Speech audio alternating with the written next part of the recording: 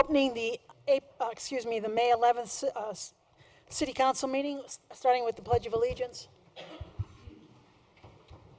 I pledge allegiance to the flag of the United States of America and to the republic for which it stands, one nation, under God, indivisible, with liberty and justice for all. Will the clerk please call the roll? Jerry DiTullio. Here. Zach Urban. Present. Christy Davis. Here. Tim Fitzgerald. Here. George Pond. Present. Tracy Langworthy. Here. Bud Starker. Present. And Mrs. Wooden is excused herself. She won't be here tonight, and we have a quorum. Thank you. Are there any changes to the minutes of April 13 or the study session notes April 20th? Hearing none, they stand approved as delivered. I'm now going to read proclamations and ceremonies.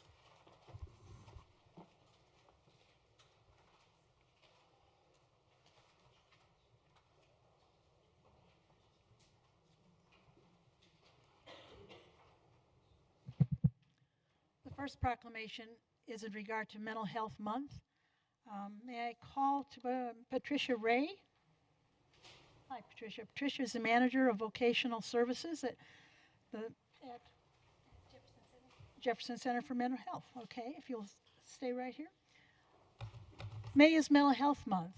Whereas mental health is the leading cause of disability in Colorado, and the state has the 8th highest suicide rate in the country, and whereas citizens of the state of Wheat Ridge, of the city of Wheat Ridge, may be affected by mental illness regardless of age, gender, race, ethnicity, religion, or economic status, and whereas mental illnesses and substance use disorders are treatable and recovery is possible when appropriate, treatment services are available and accessible. And whereas community mental health providers play a critical role in responding to local emergencies and traffic events and are an essential source for healing individual and community trauma. And now, therefore, the mayor and the city council of the city of Wheat Ridge do hereby proclaim May 2015 as Mental Health Month and call upon all citizens, government, agencies, public and private institutions, businesses, and schools to recommit our committees and resources to increasing awareness and understanding of mental health. Let's see here. Patricia, would you like to say something? Thank you. Thank you. On behalf of Jefferson Center for Mental Health, I'd like to thank you for issuing this proclamation and recognizing the importance of mental health and wellness in our community and the resources that Jefferson Center provides. Nearly 1 in 5 Coloradans will have a mental health condition this year alone. Their mental health and substance abuse are the leading causes of disability in the United States, even more common than cancer, diabetes, heart disease. When mental health problems are detected early, you can recover from them. When they're treated, people can maintain a productive life in our community as productive citizens. Jefferson Center is the community's nonprofit mental health center serving all of Jefferson Center and our community here in Wheat Ridge.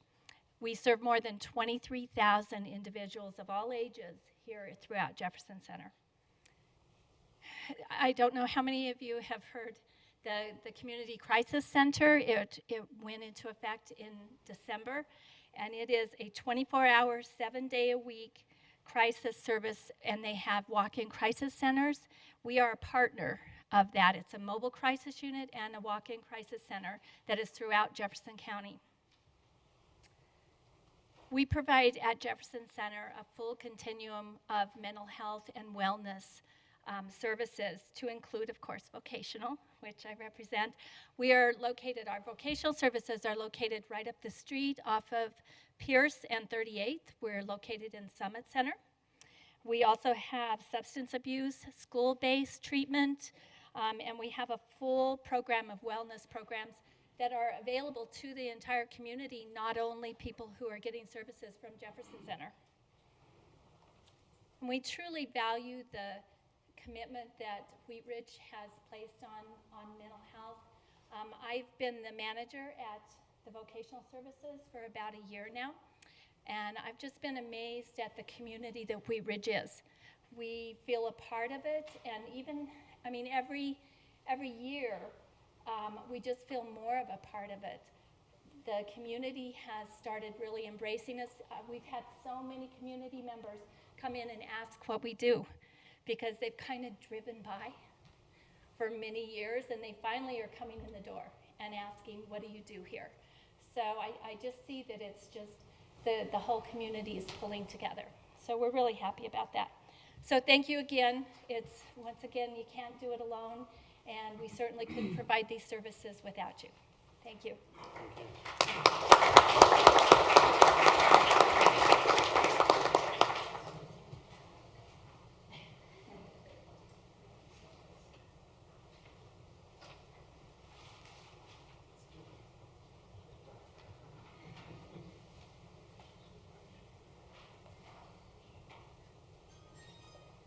The very thought of negative technology is crazy.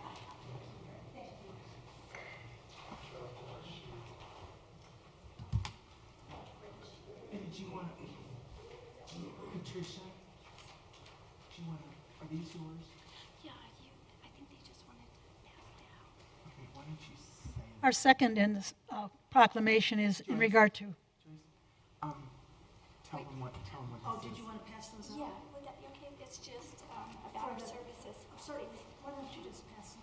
And I did bring some, being Mental Health Month, we have some ribbons and some information about our mental health services. I'll put them on the back table. Okay.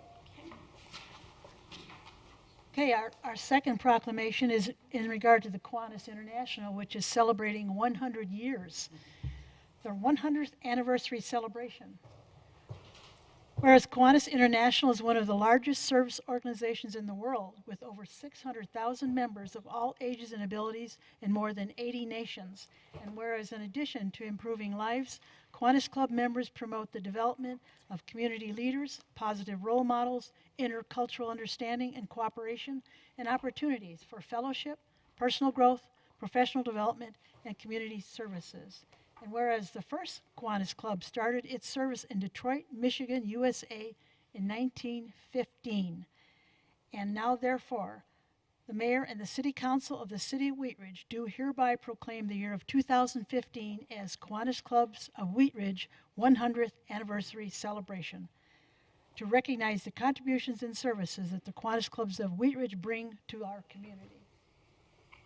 I don't believe I have a recipient. I think that's it now.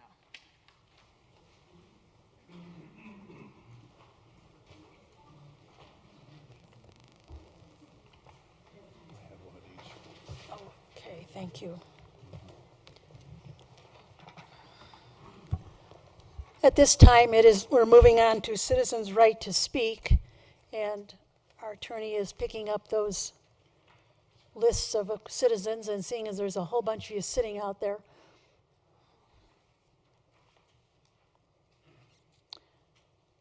This would be on matters not on the agenda. And we request 3 minutes per speaker, starting with Christine Disney.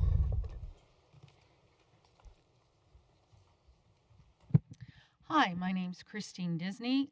That's D-I-S-N-E-Y. And I live at 3940 Balsam Street. And tonight I want to thank the City of Wheat Ridge and the City Council for your support of Wheat Ridge 2020's marketing and positioning events. I'm going to talk about 3 of those real quickly. I am a board member of Wheat Ridge 2020, and I am the chair of the Mid-Century and Modern Home Tour, which will be September 26th. We have 6 houses this year. Last year, the past 2 tours, we've only had 5. And they're very exceptional houses, and we're very excited about them. And I'm very pleased to work with such a great group of homeowners and volunteers. This event kind of gives Wheat Ridge a little bit of notoriety because we have so many cool mid-century homes in our city. We'll have coverage in Atomic Ranch Magazine and Modern in Denver. So be on the lookout for some save the date information, and our ticket sales will start up in July. Wheat Ridge 2020 also just hosted the Welcome to Wheat Ridge tour. It was a chartered bus tour which highlights tidbits of Wheat Ridge history, current amenities, new developments, a map of our city council districts, and contact information for all of the elected officials are given to the people who attend the tour. And this year we had more than 40 passengers. And there was a waiting list to get on the tour, and those who could not attend, so they were really excited and they thought it was really cool that the city of Wheat Ridge offered something like this for new residents. And last but not least, mark your calendars, June 7th is the Wheat Ridge Criterium, and we are very excited. It's going to be a bigger race than it was last year. And for the Mid-Century and Modern Tour and the Criterium, we need volunteers. So please call the Wheat Ridge 2020 office and sign up. I volunteered at the Criterium last year, and it was a gas. It was so much fun. And once again, thank you very much. Thank you.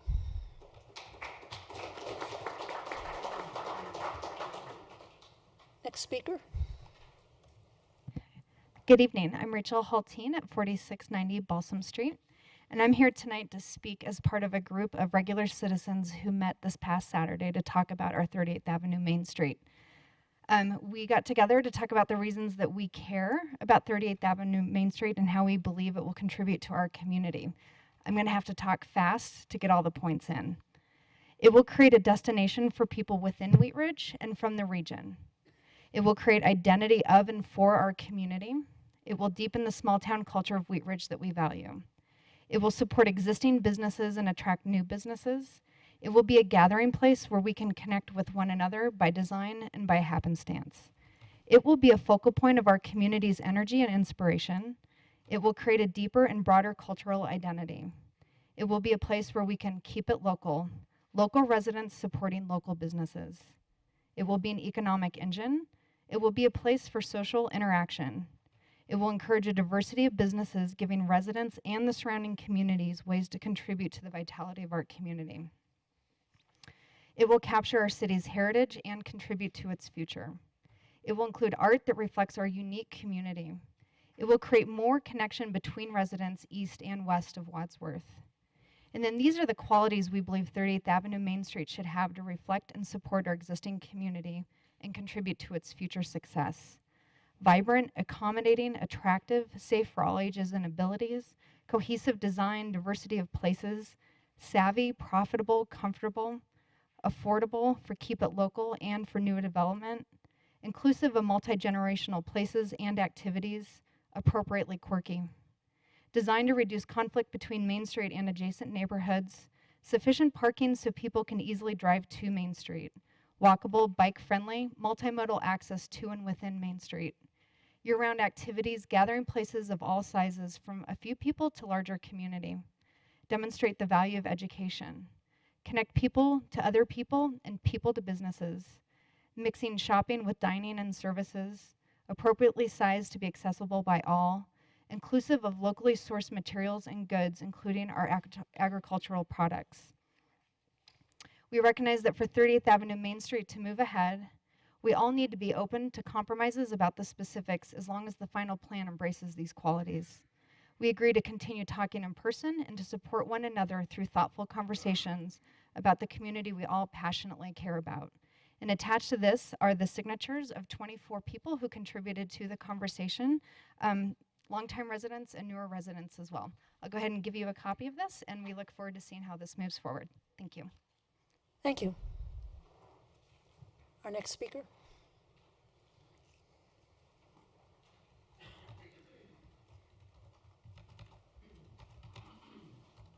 Good evening. Vivian Voss, VOS, 6920 West 47th Place. It is my understanding that May 18th at the study session, there should be a presentation on 38th Avenue, and if it's not at that time, then I would ask that when it does get presented on the 38th Avenue plan, that we have a 4-lane option presented to us with amenities from Wadsworth to Sheridan. Thank you very much.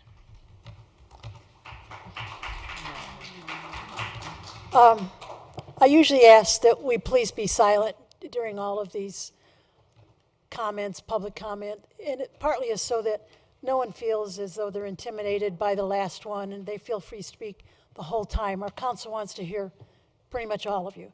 So please silence your applause after each speaker. Larry? Your name, please? Good evening. Larry Matthews, 3851 Hoyt Street, and I'm continuing on with my Wheat Ridge lifestyle chapters. Tonight I'm calling it the European model. Is that a lifestyle we want to live or a bicycle we want to ride? At the last council meeting, the city engineer presented some information on 32nd Avenue, and this is I'm just using it as a general example. He showed us some diagrams, and in the diagrams he had some things we hadn't seen before, and there was some discussion on it. And because there was discussion, I expected the engineer to bring out a slide rule and give us some calculations to verify his conclusions, or maybe some sound engineering principles. But that didn't happen. The rationale that we had for what we wanted to do was just, that's how they do it in Europe, which is kind of another way of saying, that's how everybody else does it. Now, I really don't like that that's how everybody else does it, because it immediately makes me turn into my father, and I have to say, now, Junior, if everybody else jumped off the cliff, does that mean that you have to also? And that's a little bit of how the European model has gotten established in this country over the last several years. That's how they do it in Europe. The other thing I've heard a lot of lately in promoting some of this European model is we need to or we have to. And with that kind of a preamble, it just immediately kind of stops all further conversation. I mean, the conclusion's already foregone. We need to. Sometimes you don't even get a because. We need to because. And a lot of times the response isn't based on fact or figures, it's just we need to do it because everybody else is doing it. Now, if you really want to drive me crazy, just bring something to us and say we need to do this because everybody else is doing it. As far as the European model, I had the pleasure of being in Europe for a month last fall. And I was walking down a busy street and came to an intersection, and I observed an elegant-looking woman. And she had her hair done up fancy. She had on a fur stole, semi-formal cocktail dress, high heels. And it was so surreal, it just stopped me in my tracks. I was seeing an elegant-looking woman, elegantly dressed, obviously on her way to an elegant soiree. And what was so surreal that it stopped me was that she was riding her bicycle past me. And it just was so incongruent, I had to take pause and think about it for a minute. And then I realized what I was looking at. I said, Larry, you recognize that. It's the European model. It's how they do it in Europe. And I don't believe that that lifestyle is how we do it in America. We have a lot of farmers in this town. And the reason we have a lot of farmers is because a lot of farmer ancestors decided they didn't like the European model. They discarded it and came over to this country to participate in and help build the new American model. Larry, And it worked very well. I'm seeing you're at the end. Thank you. We have a group called the B Group. Do you want to come forward now?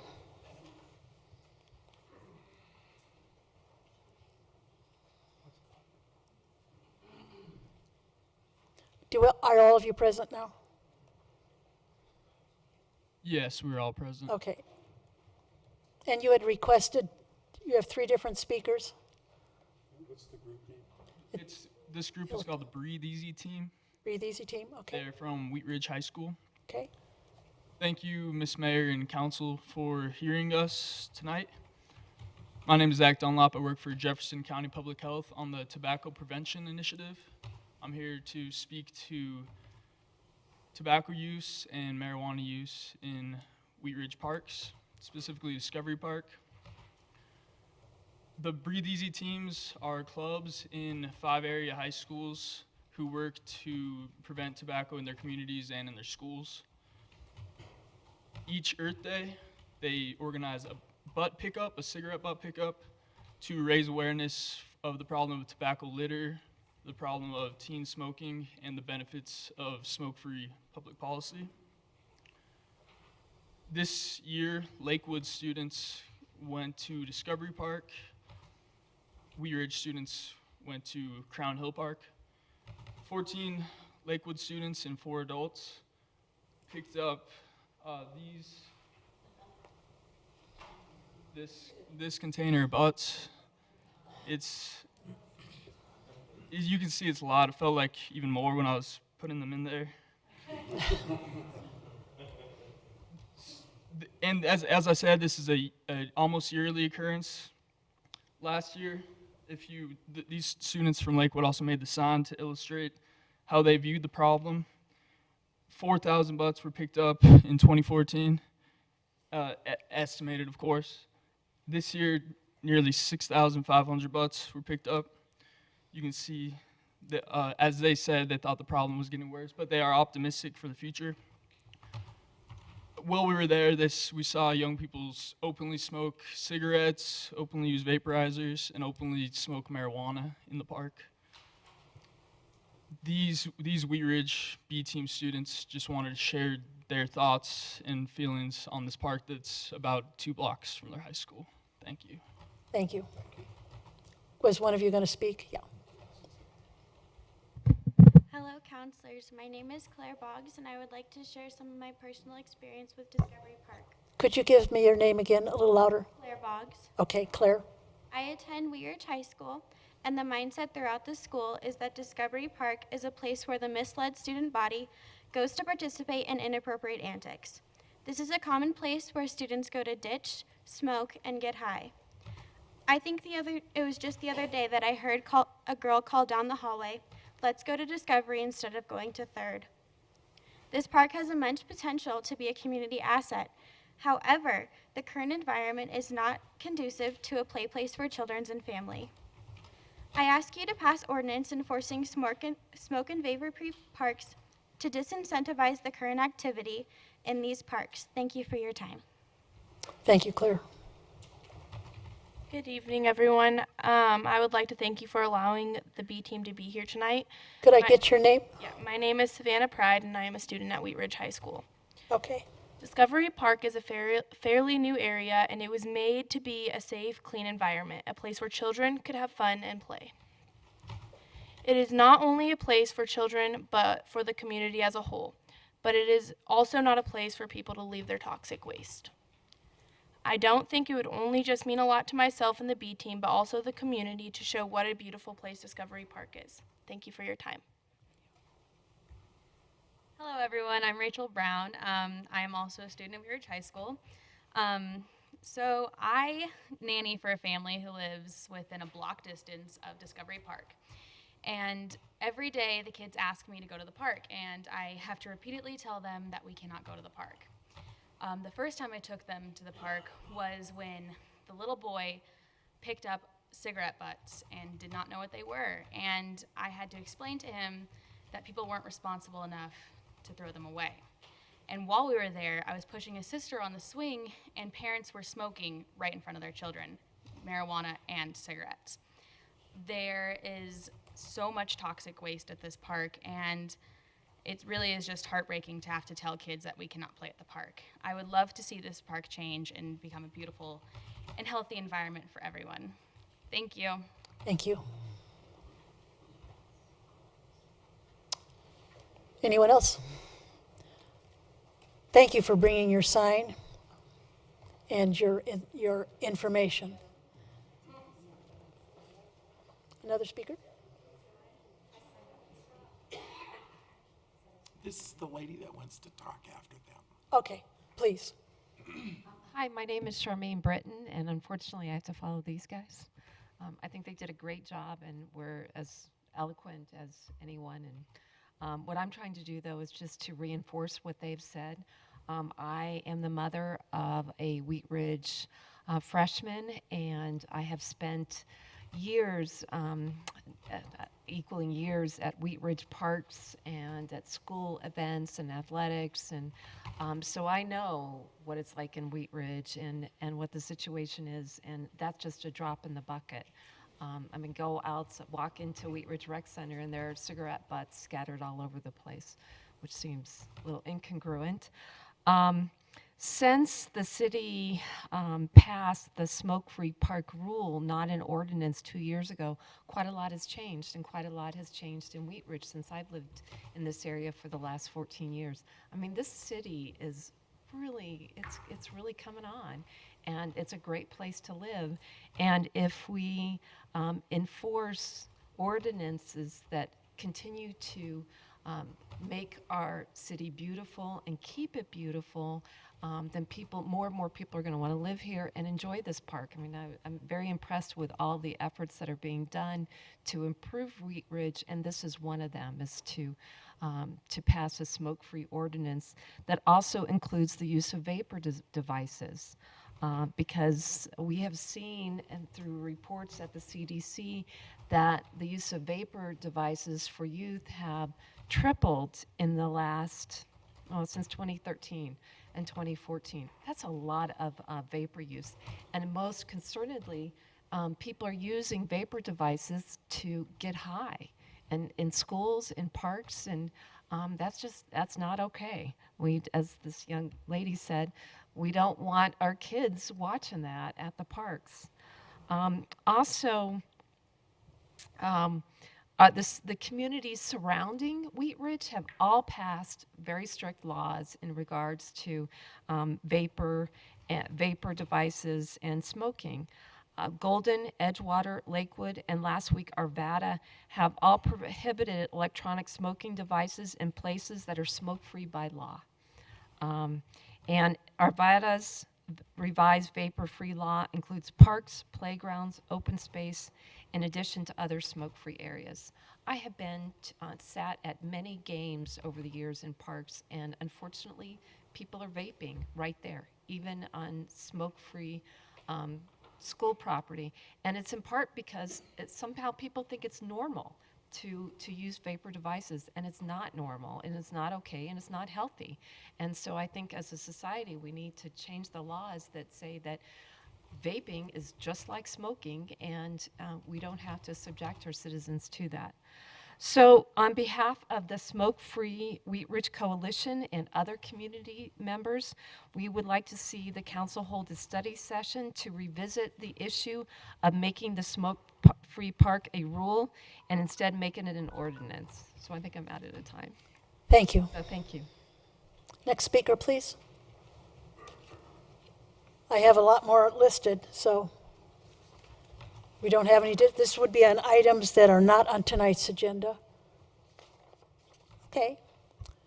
Since I don't see any other speakers on this subject, there must be some for some others. Let's move on to our regular meeting with the approval of the agenda. Are there any changes to tonight's agenda? No?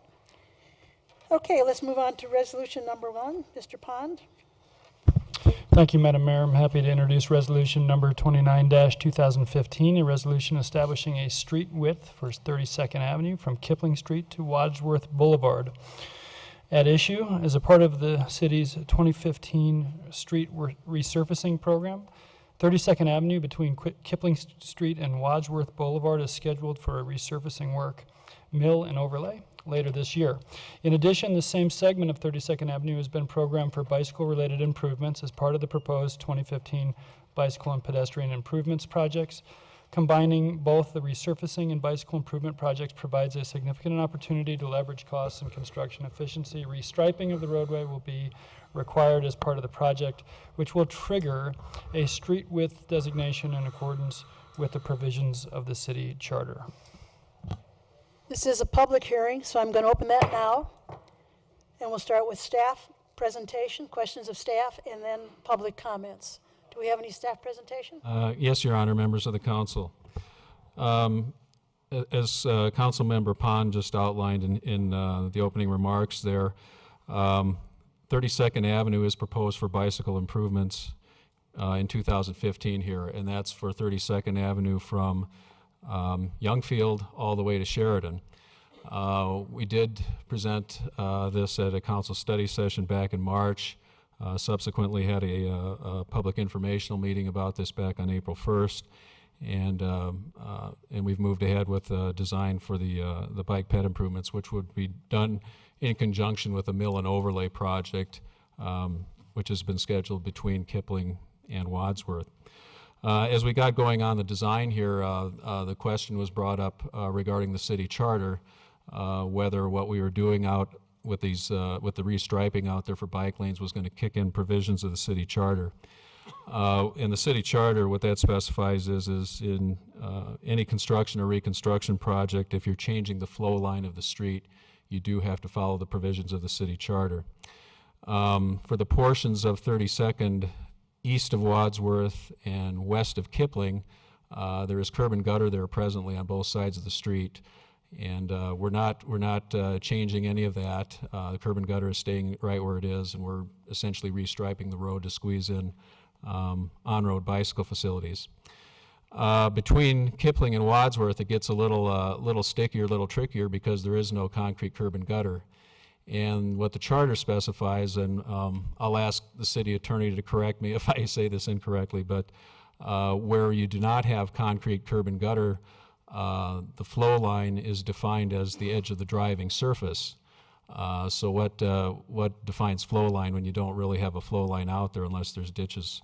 But the way the code follows up on that for that type of segment is, or that type of cross section, is the flow line is defined as the edge of the driving surface, meaning that would be for most of 32nd between Wadsworth and Kipling, the edge of the driving surface would basically be your white lines on the edge of the pavement on the north side and on the south side. That's your driving surface. So what kicked in the city charter provision was we were changing that proposing to change that driving surface by moving the white lines closer in. One of the ways we can squeeze in these bike lanes is narrowing the existing travel lanes, which gives us a little extra width to put in the bike lanes. This is what we did on Pierce Street, and we narrowed what was, we're proposing about the same thing. We have 12 and a half foot lanes, travel lanes out there now. We'd narrow those to 10 feet. That gives us a little extra space to squeeze in the extra striping for that bike lane. And then we'd also look at, during our mill and overlay resurfacing, we may widen the asphalt mat out there anywhere from 1 to 3 feet to give that minimum 3 feet we need for an on-road bicycle lane. That's for the majority of 32nd from Wadsworth to Kipling. As you get west of Holland Street near the high school there, we do have concrete curb and gutter on the north side of the street there, not on the south side, but because we don't have it on the south side, it still kicks in the provisions of the charter there. So similarly, we're looking at a same type of authorization from council as well to meet the provisions of the city charter.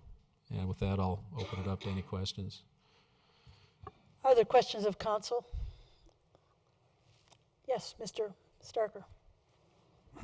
Thank you, Mr. Brink. So if on the section, I think, and correct me if I'm wrong, it seemed like between Kipling and Kipling and Holland Street, the street width was going to be 20 feet in that section? No, that would be west of Holland Street, Holland to Wadsworth. Right now, the space between the two white lines, the driving surface, is about 25 feet, give or take. We're proposing to make that 20 feet. West of Holland, that I believe it's 36 feet because we have a center left turn lane in there throughout the whole segment there west of Holland. So, Mr. Dahl, do I understand that the street width is only the driving surface and does not include the bicycle lanes? That's basically right, where you have a situation where there are not curbs. Where you have curbs, the street width, the flow line is, of course, our terminology, flow line means street width for our purposes here. Where there are curbs, then you measure back of curb to, or front of curb to front of curb, and that's your measurement. Where that's not present, the charter is clear in saying it's from one edge of the driving surface to the opposite edge of the driving surface. And the only I think the best way to interpret driving surface is, in fact, the lines that tell people they can drive, especially where there's going to be installed a bike lane that would occupy some space. As council knows, you've directed me, and I have met with the Public Works and Planning staff to go over some changes that we can make, and I have drafted those, and you'll be seeing them shortly, to basically say that where you're changing those fog lines, but not eliminating or adding driving lanes, then that's not a street width change. And in my opinion, the council has the ability to interpret and apply the charter. That ability ends where what you're doing changes the charter, but I believe that the amendment I suggested that would be in the code would allow, that's part of your interpretive authority. But until you've done that, in my opinion, you have to follow the language of the charter, and would trigger the street width hearing, which we're in tonight. So the driving surface wouldn't include the bicycle lanes. That's unless correct. you have curb and gutter. That's correct. Okay, That's thank you. exactly right. Other questions? Mr. Urban? Thank you, Madam Mayor. My question relates to the 32nd Avenue multi-use path that is parallel to 32nd Avenue. How do these bike lanes compare to the multi-use path, and how is the bike lanes not redundant to that path? The on-street bicycle lanes proposed would accommodate a lot of the cyclists that are currently biking in the road right now and not using the multi-use path. I know a lot of cyclists choose not to use that path just because it is multi-use. There's people out there walking dogs, people pushing strollers. And a lot of these cyclists that choose to stay on the road are commuting. They're going higher speeds, 20 miles per hour, and from a safety standpoint, we know they're going to ride on the road regardless if there's bike lanes there or not. So that's part of the reasoning for the argument for the bike lanes as well.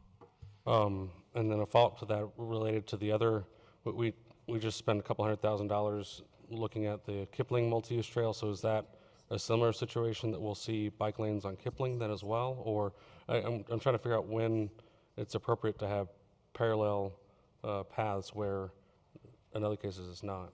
Yeah, it's doubtful we would get to that point on Kipling just because it's a state highway. It serves a regional need. Similarly, if Kipling came to the point where we were going to do improvements on it someday, like we're looking at Wadsworth right now, the plans that we're moving forward with Wadsworth do not have on-road bicycle lanes just for the same reason. It carries 40,000 vehicles per day. It's a state highway. And we've proposed the cycle track long-term on that. So 32nd is a little bit different animal than those two roads. Thank you. Other questions of Mr. Brink? Oh, go ahead. I just have a quick question. The multi-use trail that's on 32nd, what is the width of that one? Boy, off the top of my head, I'm going to say 10 feet, give or take.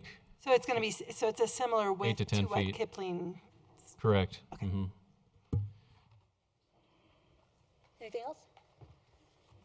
Is there any public comment on this particular item? Do I have somebody to come, please, and speak before the... Yes. Michael Zananti, 8045 West 32nd Avenue. Is there any requirement by law that bicyclists use the bicycle lane? Or may they also use the street? We don't usually take dialogue, but that's fine. Can we go ahead and get an answer to that? Well, bicyclists can typically use the street. They're, of course, required to follow all of the rules of the road when they do so. Where bicycle lanes are provided, you can certainly mandate that they use the bicycle lanes, but typically bicyclists will use the street. The rules of the road apply to them.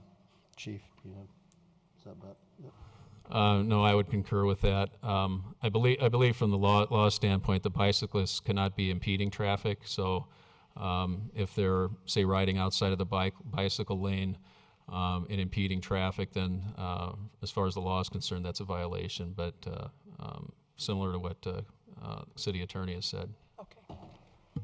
Okay, let's go ahead and take public comment. I also have a letter here that the council needs to decide is a letter to the council in regard to this subject, which is the council okay with Mr. Starker reading this into their minutes as well? Sure. I have a consensus on that. All right, let's go ahead and take our public comment, and then at the end we can read if there's one more. Please come forward.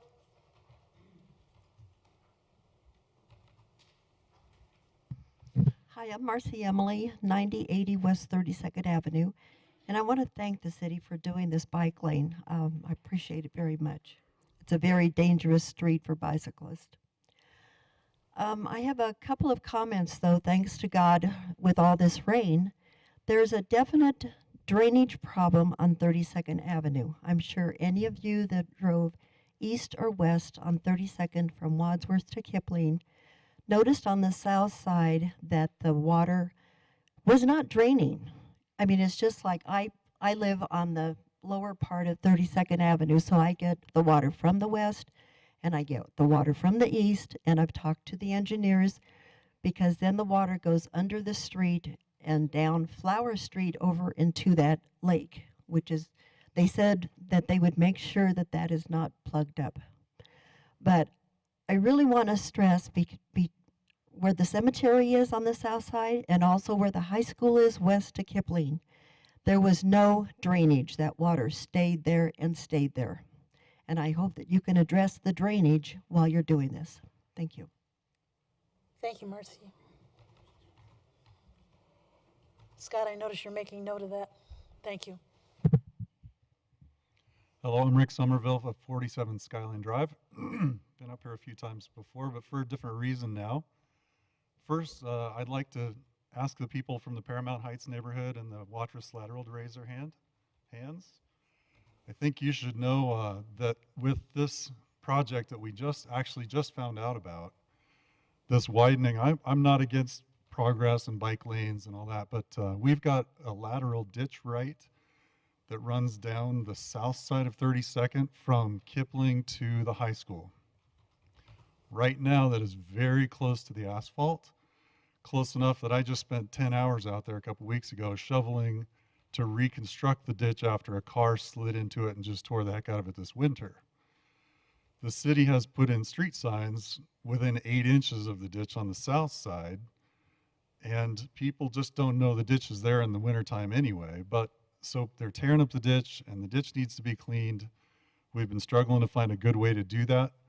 And the best way to do that is with a small tractor, small machine, just like any farm ditch, is just to get it cleared out. But as close as that is to this pavement right now, it's not, you can't clear it out. If you move that pavement at all, it's questionable right now. If anybody drives that stretch, they'll see what I shoveled out. I actually had to set it right next to the edge of the pavement. With this letter that I received, it appears that the pavement is going to be moved out. I measured the width of the street, and it's 34 feet right now, and it says 36 feet on the letter, and 2 more feet is going to make a big difference. I understand from one of the engineers here at the city that Jeffco Open Space, I don't know that there's a good working relationship there. We shouldn't have to move our ditch. Those ditches were here before houses and probably before the high school and a lot of other things, and they do have a prescriptive right-of-way through there. And I don't want to see this plan gently squeeze us out of the ability to clean our ditch, especially with a machine. It's prohibitive, and I just want to know, I want you to know that we feel like we've not been talked to, and maybe we have, but we don't see a solution for this yet, and we just want to put you on notice that there must be something to protect that ditch right in there. I think that's all. Thanks. Thank you, Rick. I see more note gathering going on over here. Are we good? Okay. Next speaker, please. Hi, my name is Monica Young at 3400 Independent Sport. Actually, I'm at the end of where Independence and high school meet. Madam Mayor, could you ask her to put the mic down? Thanks. I maintain the tailwater of the water slider Stitch, and also have been maintaining the part on 32nd Street. And I assure you that it is maintainable, and that many people, as you've seen us hold their hands up, they rely on this water and have shares in this. And as you all know, the water does have a right, and it has a right to flow in an open dirt ditch. And we just want to maintain that that stays established. And we are all putting forth effort to maintain a healthy waterway. I go out there weekly, if not every couple days, and clean it out. And speaking of litter and trash, I do my share of picking all of that up. I just want to maintain that the water remains its rights. And in fact, for the last, ever since 1966, that tailwater has had the right to flow from 32nd Street down to the Rocky Mountain Ditch, and has been able to do that without any problems. So I don't see any reason it should be affected. So we just want to make sure that that's respected, and whatever, like you said, we want everyone to be able to use the road in a proper way, in a way that serves the community. However, we also need to have our right as a community to use this water. Thank you. Next speaker, please.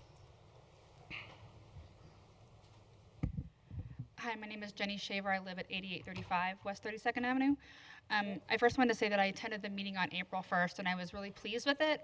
It was a very good community meeting. There was a lot of conversation, both about concerns about the widening with the bike lanes, as well as the current width of the road. I did want to say that when I received this letter, I was very disappointed.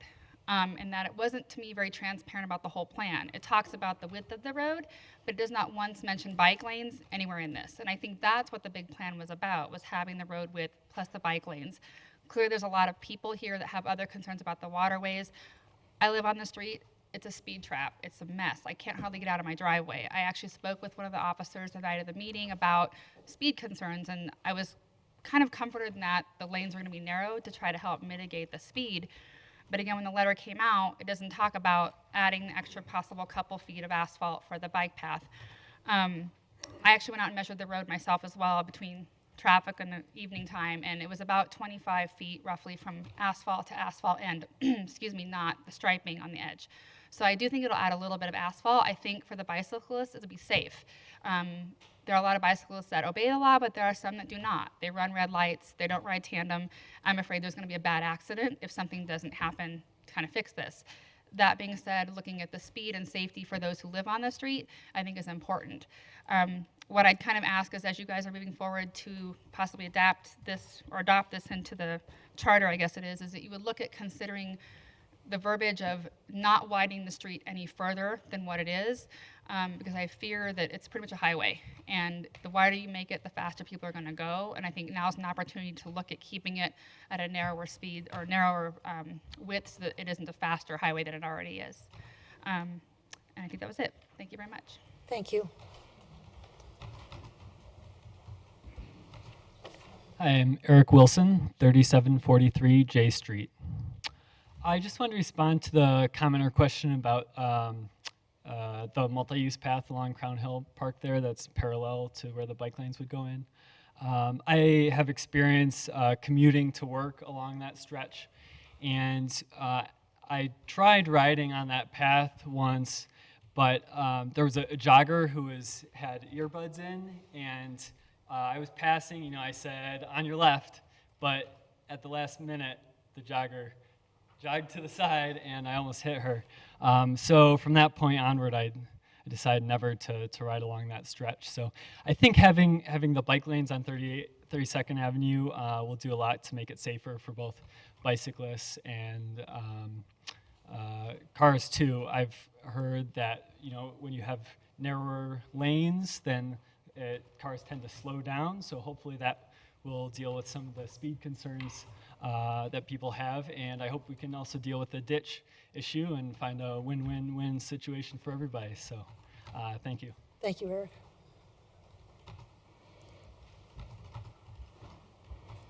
Good evening. I'm Joe Pettit. I live at 3420 Independence Court. I'm an active user of 32nd Street as the beginning of my usual bike ride and as the end of my usual bike ride. That ride is about 27 miles. In between Kipling and Holland is hands down the scariest part of that entire ride into Golden. People are zooming off of Kipling onto 32nd Street. It's white knuckled for me.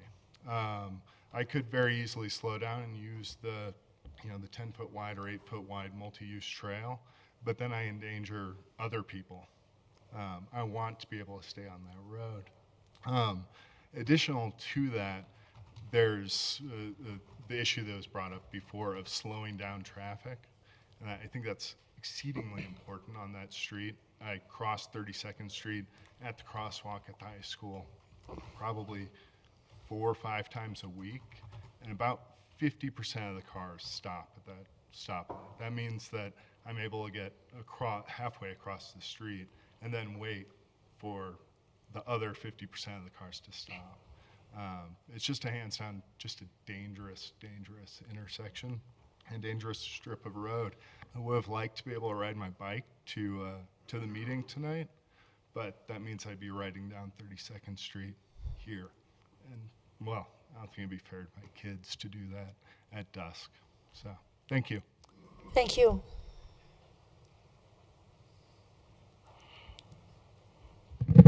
I'm Caroline Mallory, 4001 Marshall Street. And it's just come to my attention that there are plans for the existing Applewood Golf Course, and I'm wondering if there's been any investigation of the impact on 32nd with that development and the plan to put 450 new homes there, and what that will do to the traffic and safety on 32nd, and what we need to really be considering something other than just our borders. We've got to go beyond that. Thank you.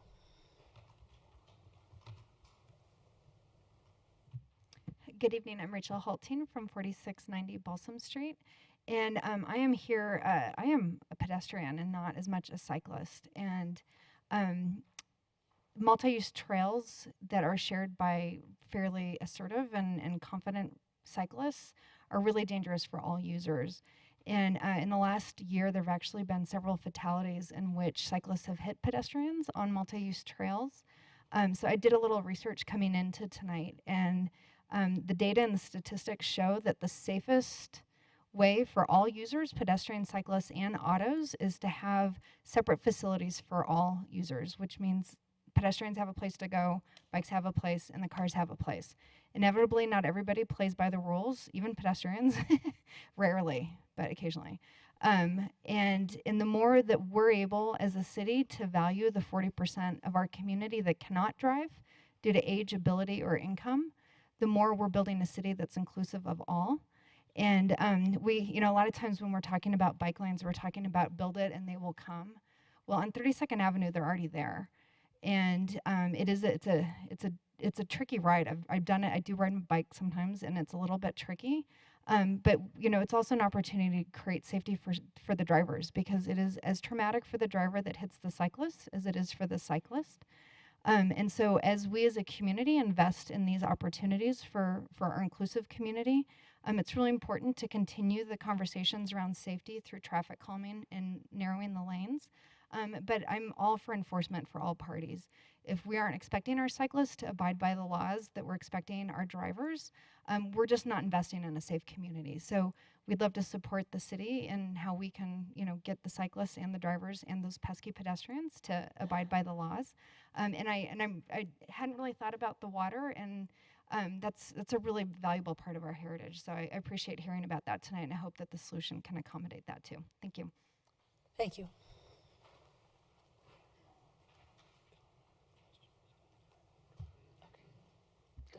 So I'm Scott DeYoung at 4035 Cody Street, and I'd like to start by thanking everyone that has done a lot of work with the bike lanes on Pierce and some other things that they've done to make Wheat Ridge more cycling friendly. I really appreciate that. I wanted to speak in favor of the bike lanes on 32nd. I ride 32nd from Pierce up to about Crown Hill on a weekly basis. It's part of my commute that when I ride into Denver. And it's really, really needed to have some bike lanes on 32nd, especially in that stretch. I know the traffic is very fast. I know that people are already riding on there. It's a common ride. I've been riding 32nd from when I lived in Denver. I would frequently ride 32nd from Denver on my way out to Golden as well. So I've ridden that stretch a number of years, and it's always been pretty bad in terms of the traffic and the speed, and having those bike lanes would make it a lot safer for everyone.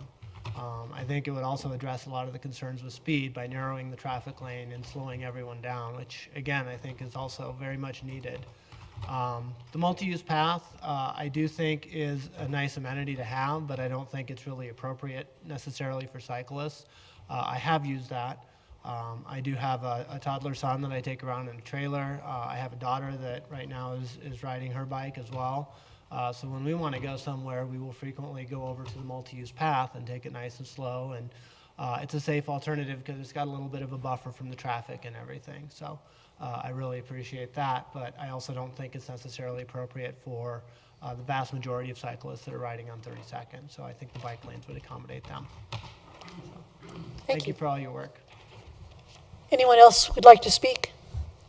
I'm going to go ahead and let Mr. Starker read this letter into our minutes. Thank you, Madam Mayor. This is a letter from David Cooter, who resides at 5837 West 29th Avenue. Mayor Jay and Councilman Starker and DiTullio, I will be unable to attend the council meeting tonight, but I am writing to express my support of the 32nd Avenue width designation, item number 1, and the additional funding for the 2015 bicycle pedestrian improvements, item number 3. I also strongly support the exclusion of bike lanes from the street width designation under the charter as proposed for future consideration by Councilman DiTullio. The proposals for bicycle and pedestrian improvements on tonight's agenda are a continuation of Wheat Ridge's commitment to improve the opportunities for active transportation. The city's recent and proposed actions have helped improve accessibility throughout Wheat Ridge for all its citizens. Thank you all for your consistent and continued support in making Wheat Ridge a more accommodating place for active transportation. David Cooter. Okay, I'm going to close the public hearing, but then let the council may have some questions of staff. Mr. Pond.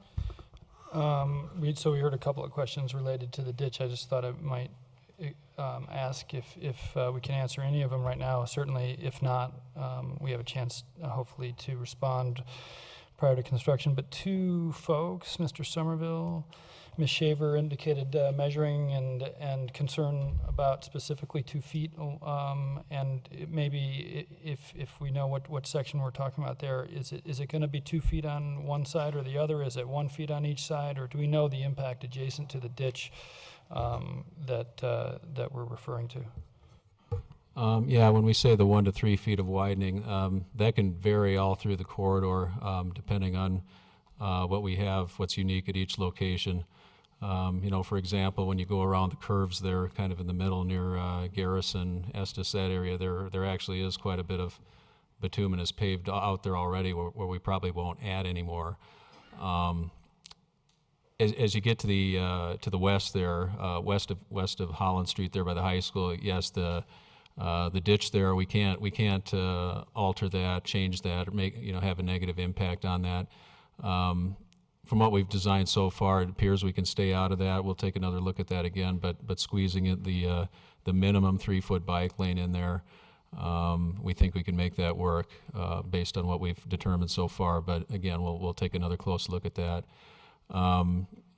Drainage in general, that's been on the engineering staff's mind even from the very beginning of this project, because we know in making any change out there, we can't, at a minimum, make it any worse, and possibly we can improve things if the opportunity is there. So with all this rain we've had lately, staff's been out there taking pictures. This has actually been a good time to really see the problems out there, so we've been taking advantage of that. And ideally, in a perfect world, we'd love to put curb and gutter out there and storm sewer and all that, but that won't be part of this project. So the drainage is important, and we're looking at that. Council have other questions of staff? Nope. Then Motion is in order. Thank you, Madam Mayor. I move to approve resolution number 29-2015, a resolution establishing a street width for 32nd Avenue between Wadsworth Boulevard and Holland Street at 20 feet and between Holland Street and Kipling Street at 36 feet. Second. Any discussion, any further discussion? Nope. Please poll the council.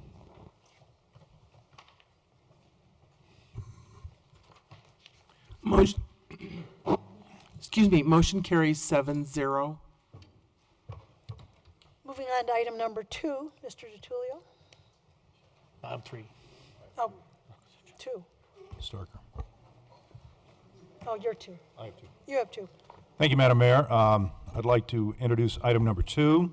This is Council Bill number 09-2015, an ordinance authorizing the issuance of the City of Wheat Ridge, Colorado, Development Revenue Note in a principal amount not to exceed $1 million to finance improvements to the Seniors Resource Center. At issue on this matter, the Seniors Resource Center, SRC, is requesting that the city act as a conduit issuer for tax-exempt financing in an amount not to exceed $1 million to fund the construction of the SRC Phase 2 Facility Expansion Project. Bank-qualified tax-exempt financing will allow the SRC to receive a much better interest rate than through a traditional bank loan. As a governmental entity, the city will strictly act as a conduit for this transaction and will have no financial responsibility. This is first reading, so Is a motion in order? motion is in order. Thank you. I move to approve Council Bill number 09-2015, an ordinance authorizing the issuance of the City of Wheat Ridge, Colorado Development Revenue Note Seniors Resource Center, Inc.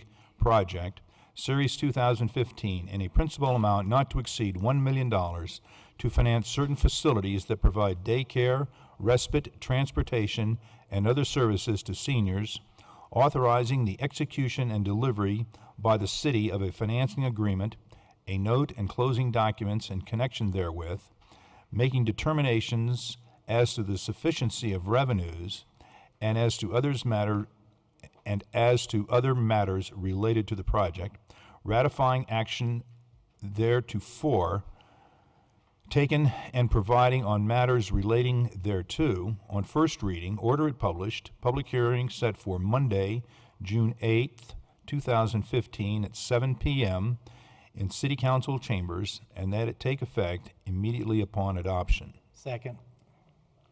Motion's been seconded by Mr. DiTullio. Any discussion? Please cast your votes.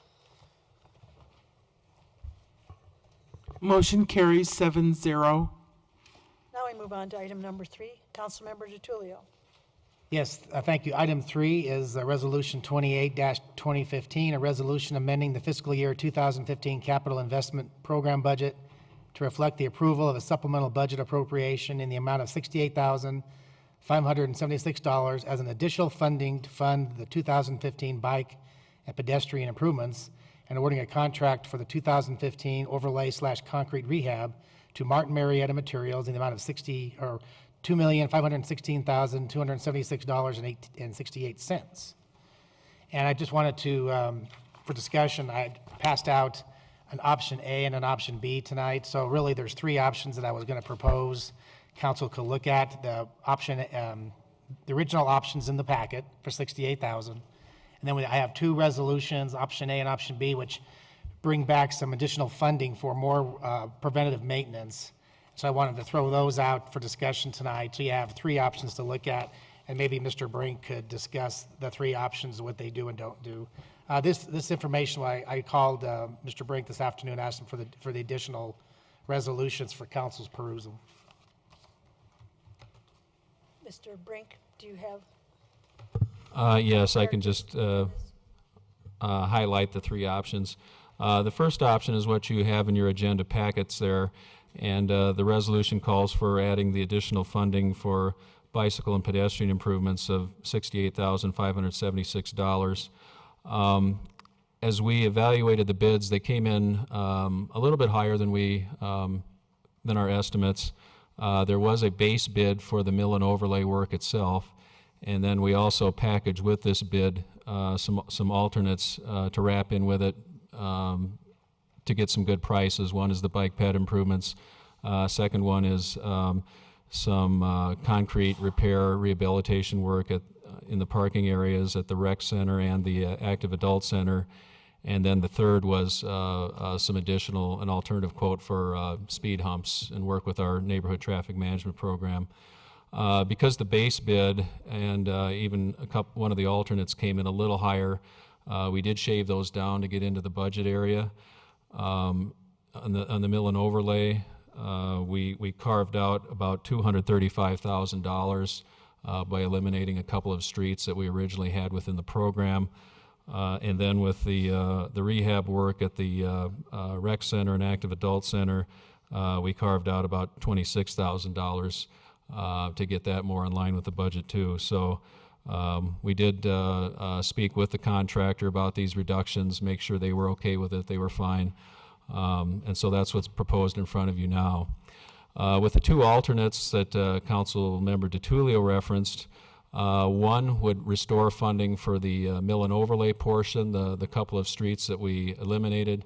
For your information, the streets we shaved out of the program to meet the budget were the south frontage road of I-70, west of Kipling, just as it curves around by the hotels there. That was in the program. And then also, similarly, the frontage road, Youngfield on the west side of I-70, as you go north of 32nd there. We had that in the program and took that out as well. So under the alternate A, we would restore money to do those projects.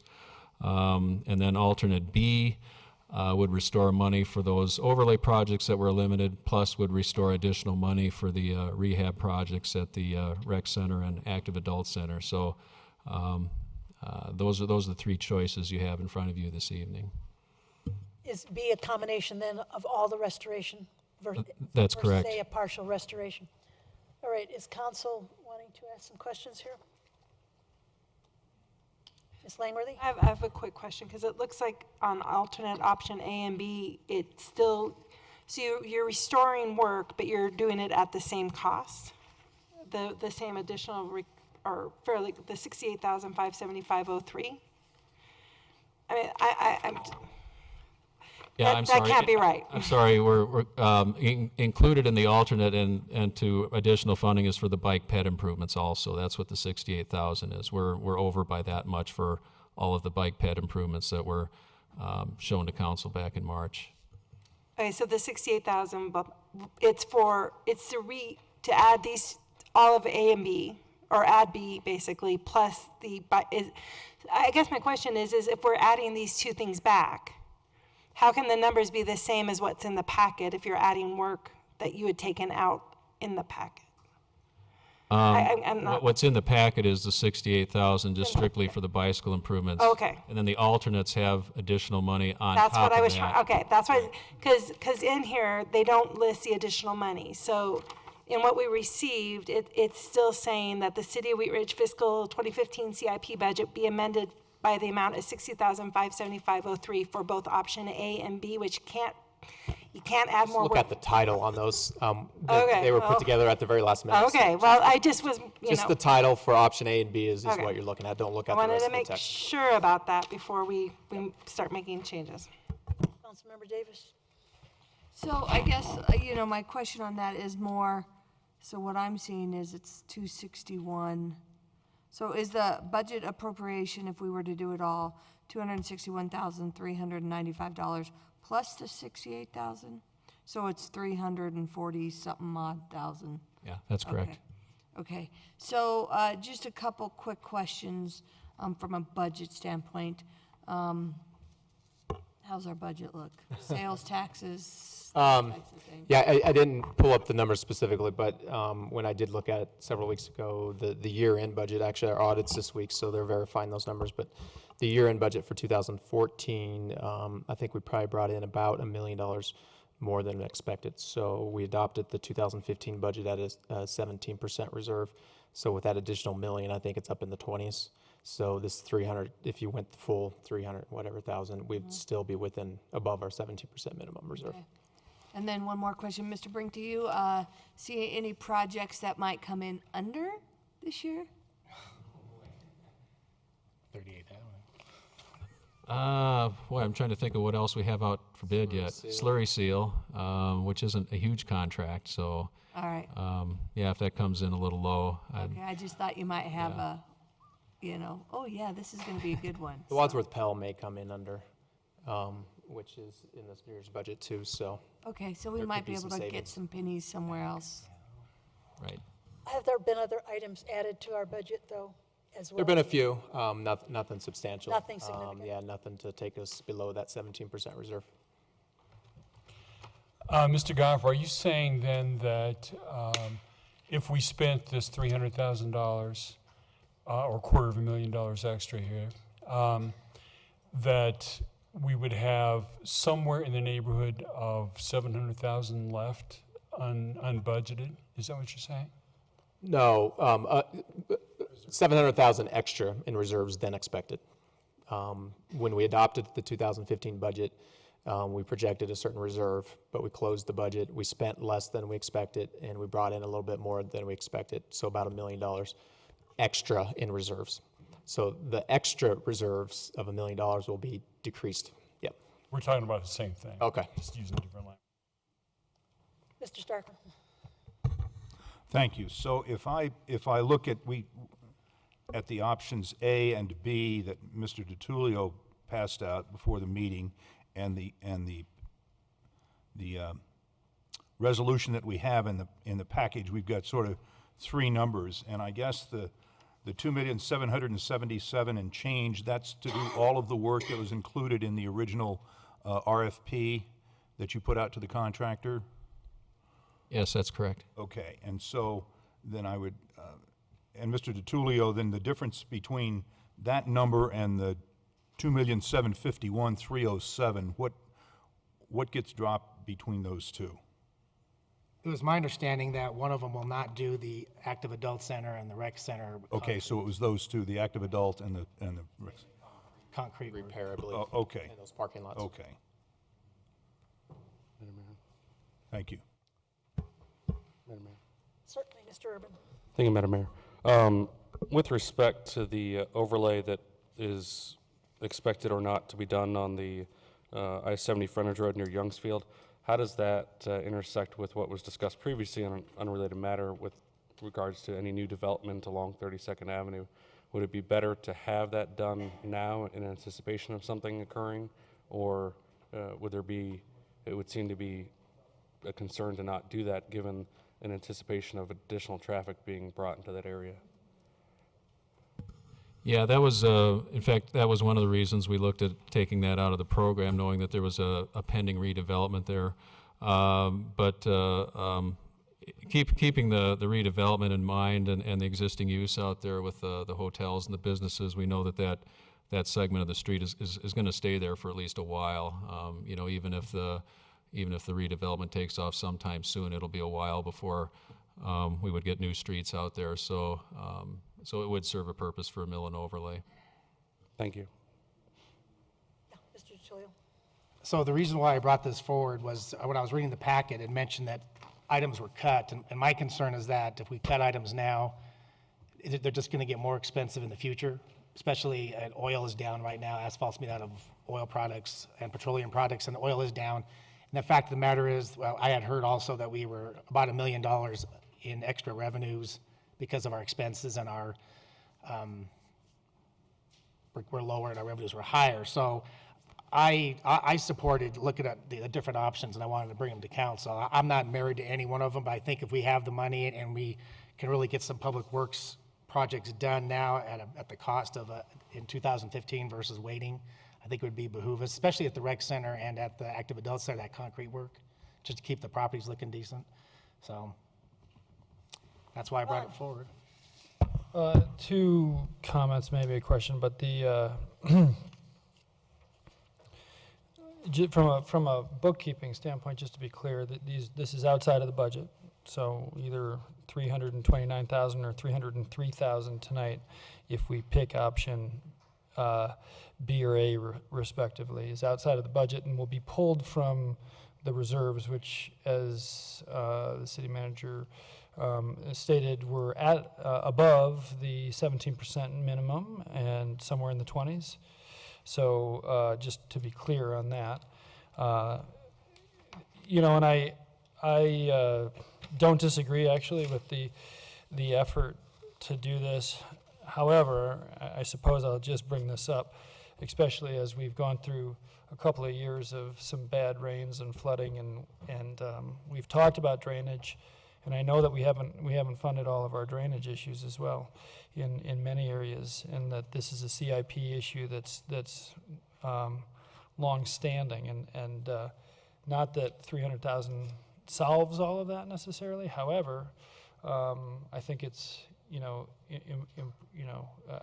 we may not get to this depending on how everyone feels tonight, but I think if I agree with the idea of using reserves to kind of, you know, to be timely about funding things. I just question whether or not mill and overlay, in fact, is the real need versus other infrastructure when we get to this level of actually talking about $330,000, which is starting to become significant dollars. So I don't know. I'm not sure if I'm asking for a comment or not, because I wish I had the budget book or the CIP book, because I don't even know if there's anything in the stormwater plan that was around that magnitude anyway, but I'm just wondering if there's other options. I see that you have a, I thought you wanted, Ms. Langworthy. So I guess I was going to address a comment that George made, but in a more direct, I mean, we've had people come in tonight talking about 32nd Avenue and the bike lane and slowing down the speeds. It's great, but we've also had someone come in and talk about the evident drainage problem that they have on 32nd. So the work that we're doing before we make any changes, does that address 32nd's drainage problem at all? As far as 32nd Avenue goes, with the mill and overlay and the bicycle and pedestrian improvements, we would do as much as we could from, you know, within the budget. That might be some regrading, it might mean cleaning some culverts and things like that, but any improvements of a significant cost that are needed out there, no, it would not include those.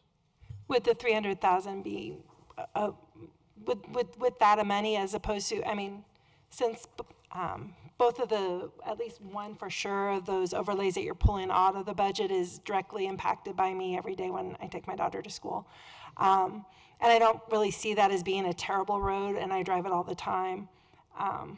Would that 300,000 not maybe be better served to address an issue that 32nd is facing? Plus, you know, when it's raining like that, then the bicyclists are having to try to navigate that. And would that not be a better use of our money?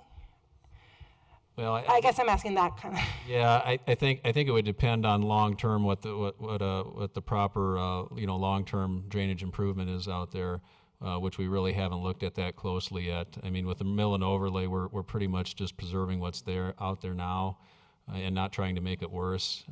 You know, any significant cost for drainage improvements beyond that would have to come from a different source or a different project. We do have a couple of drainage projects in the CIP this year, some outfalls into Clear Creek that are falling into disrepair that have been a high priority. So we do have some drainage projects out there in the hopper right now. But you know, the list of needs as far as drainage goes is pretty extensive citywide, and you know, we've got a big laundry list of things we could do out there in addition to 32nd Avenue. But as far as, you know, $300,000, what we could or couldn't do with that, I mean, yeah, we'd have to look at that a little closer. So the good news is, to address Mr. Pond's comments, is the good news is we have an additional $300,000 that's unallocated for this. And the other good news is that with regards to drainage and other appropriate works projects, we have another $700,000 that's unallocated, as just discussed by the city manager. So I think the win-win would be to complete our overlay, and then also to look at the drainage for that $700,000 and see what projects those could be applied to this year or next year. Right? I think it's a win-win either way, to fix what we have now, and then also to look at the drainage issue with that $700,000. Plus, we had talked about maybe looking at a ballot question, hopefully maybe this year, for drainage and public works. So that's kind of why I brought these forward, just to have some discussion by council and see what where we were at. So I'm ready for a motion if you have any direction for me. I can just make the motion and see how it goes. Mr. Starker? Well, I think given all of the things that we've talked about tonight, I think we ought to go ahead and spend the 2.7 and get as much done as we can while we've got the contractors in hand. Option B? That would be option B. B. Anyone else? I would be. Mr. Urban? I would be in favor of moving forward with option B. Number one, because we've got what I would assume to be somewhat of a fixed price on what these costs are going to be, and as well as understanding what would be left out of the project if we didn't go forward with this option. So I would be in favor of that. I believe we're ready for a motion. Okay, we're talking to the city attorney and the city manager. I'm just going to read this title as the motion for option B. It has all the numbers. So I move to approve resolution number 28, a resolution amending the fiscal year 2015 capital investment program to reflect the approval of a supplemental budget appropriation in the amount of $68,575.03 as additional funding to fund the 2015 bike and pedestrian improvements. I also move for a supplemental budget appropriation amount of $261,395.11 as an additional funding to fund the 2015 preventative maintenance projects, and awarding the 2015 overlay/concrete rehab to Martin Marietta Materials Company in the amount of $2,777,671.79. I'll second. Motion is seconded by Mr. Starker. Any further discussion? Please cast your votes. I was going to give it to her. Motion carries 7-0. Item number 4, Councilmember Langworthy. Thank you, Mayor. A motion to approve the annual support and licensing renewal for the Cartograph system in the amount of $46,064 to Cartograph, Inc. At issue, the proposed annual renewal of licensing and support of the existing Cartograph program and the associated modules are necessary to maintain the software for the city. The annual renewal of licensing and support will cost $46,064, and those funds have been approved in the 2015 information technology budget. This package is all-inclusive for licensing and all technical support services. It includes software upgrades and bug fixes and patches, plus technical support to implement these software enhancements and fixes. Motion in order? Yes, please. I move to approve the annual report and licensing renewal for the Cartograph system to Cartograph, Inc. in the amount of $46,064. Second. Seconded by Mr. Starker. Any questions of council? Discussion? Please cast your votes. Motion carries 7-0. And our final item on our business agenda. Ms. Davis? Thank you. Motion to cancel the study session of the Wheat Ridge City Council on July 6, 2015 due to the Independence Day holiday. Second. You want to move the motion? Were you just going to go for that? I move to cancel. Yeah. So basically what it's saying here is that the holiday falls on the weekend, so city staff and city council is going to take a long weekend. So, Mr. DiTullio. There's no budget I move, and it's free. I move to cancel the study session of City Council to July 6, 2015, due to the Independence holiday. Second. Second. Any discussion, objections, etc.? Who's the second? Get any? Jerry wants to stay. Mr. DiTullio, you wanted to object? He's going to stay. Please cast your votes.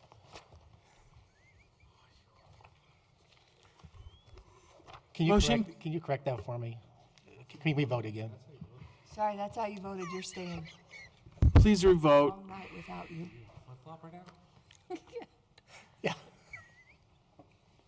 Good one, Zach. Okay, that concludes the business meeting. And you guys are just having way too much fun here. We have Mr. Fitzgerald and Mr. Pond revote, please. Motion carries 7-0. That concludes our business meeting. We are going to have a couple discussion items, and then we'll ask for various matter reports. starting with the code provisions concerning smoke. Let's see, is this the first one? Smoking in public places, I believe it is? Yeah. Okay. Do we have a staff? Mr. Dahl will Dahl? give you a staff report.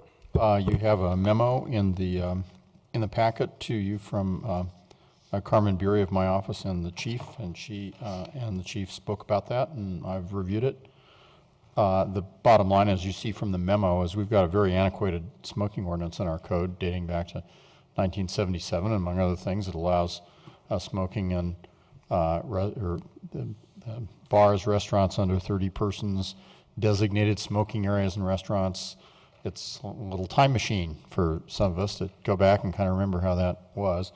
But it's not that way anymore, and the state statute, of course, covers this, and we have no smoking in most public places, of course, now in Colorado, and that's largely observed.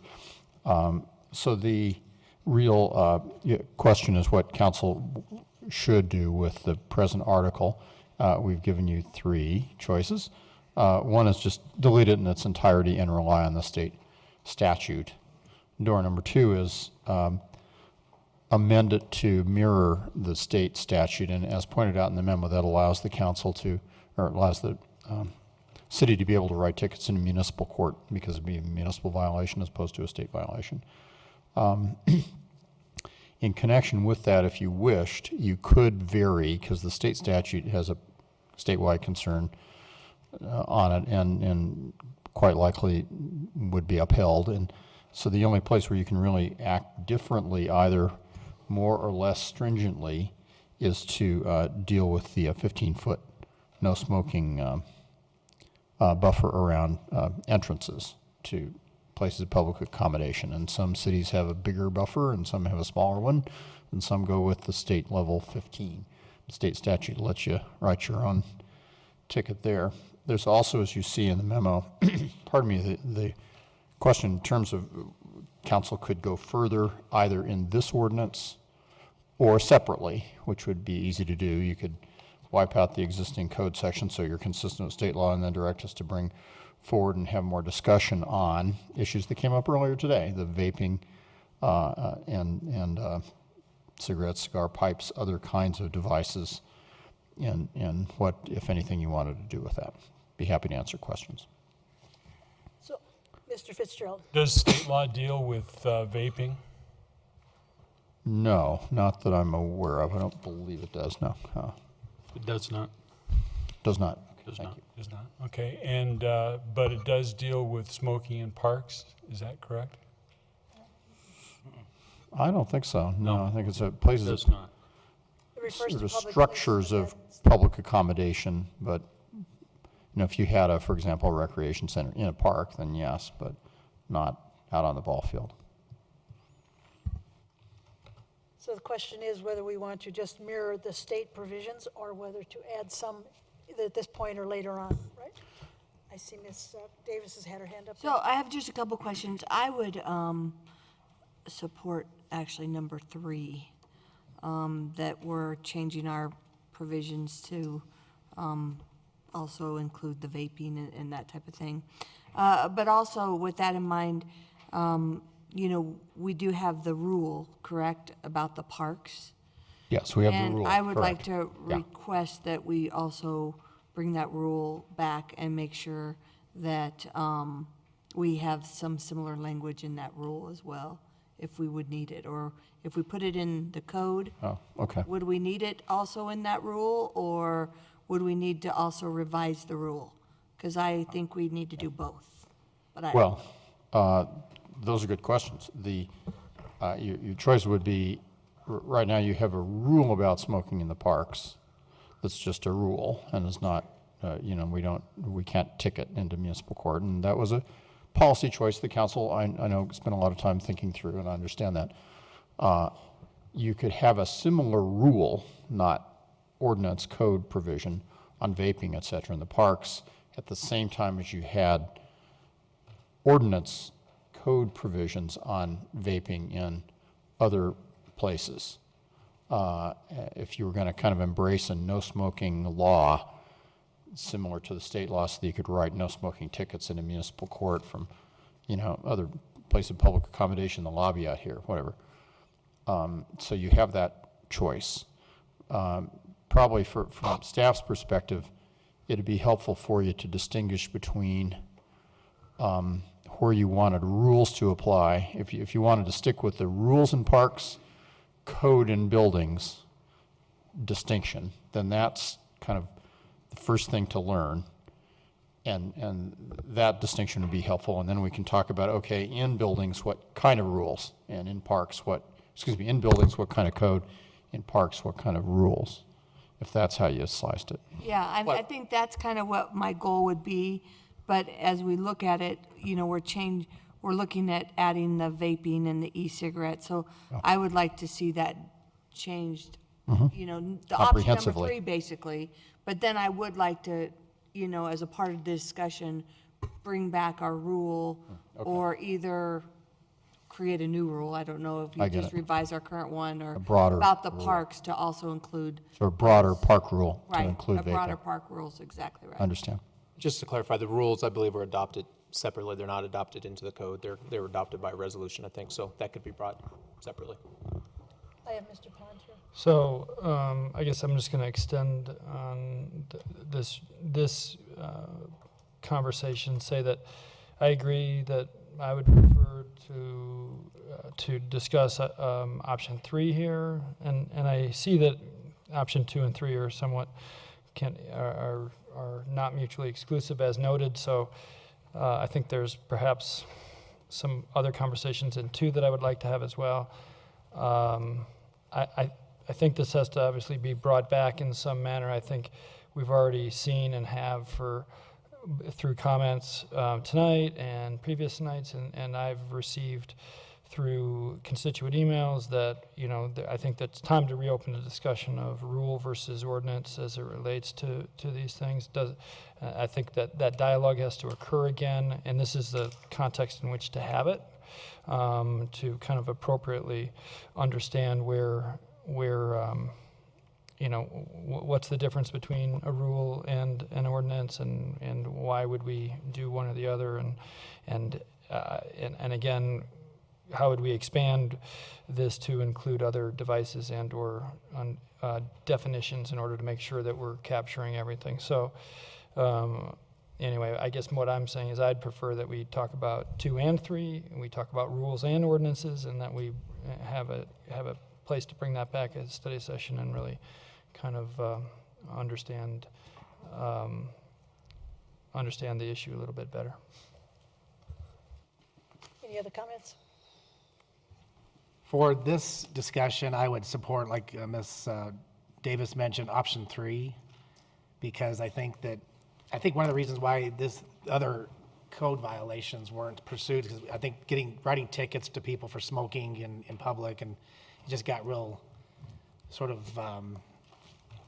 egregious. I thought that was the original discussion, was writing tickets in public to people smoking in public, you know, with the police. The police had better things to do. That was kind of the argument. So I think for this, though, I would support bringing back option 3 with the vaping and including, and just to make a comment about Discovery Park and the smoking. I mean, it's great that the students came in tonight and talked, and I understand where they're coming from.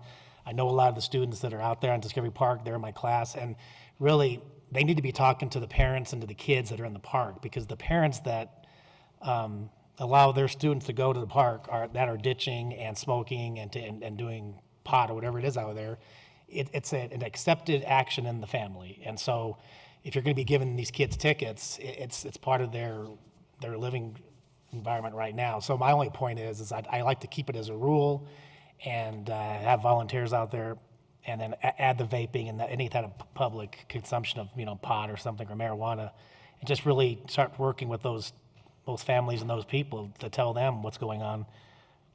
They can tell council, and we can pass ordinances, but tell you the truth, if there isn't a buy-in from the families and the parents, it's not going to be followed, in my opinion, for most of them. So that's just. So we have 2 discussions going.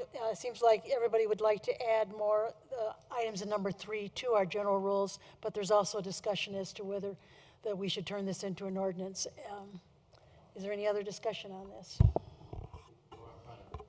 What I'm kind of hearing is that you know, we want to see both code provisions on smoking, and we want to see, and we want to have rules on smoking, and we want to expand those code provisions where they're on smoking to vaping, and we want to expand the rules where there are rules on that to vaping, and possibly discuss some crossover, but there doesn't appear to be a lot of support for that right now. I mean, you like the division you've made for, I think, good policy reasons, but you want to extend it to this new technology in both ways, and we can easily do that.